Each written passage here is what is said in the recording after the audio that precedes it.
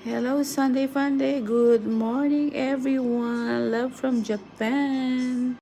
Because Sunday Funday, let's gala time again. By the way, me and my husband went to Shiraito Falls or Shiraito no Taki Waterfalls here in between Yamanashi Prefecture and Shizuoka Prefecture. Most travelers around the world were visiting this place.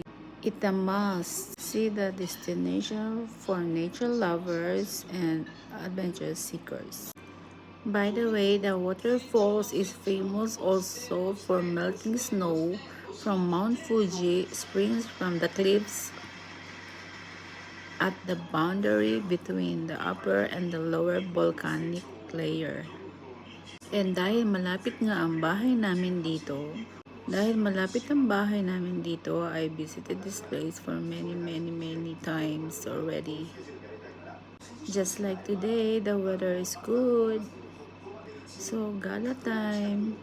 And to all of you guys from Philippines and other countries, if you have time to visit Japan, please do visit also this place. It's a nature beautiful place, promise. Ayan na nga, super lakad ang show. If you visit here, do not wear high heels, okay? Especially sa mga girls out there. Bring your rubber shoes, better. Di naman siya malayo, pero kasi alams na dis ang Japan, lakad dito, lakad doon. Walkathon ang show.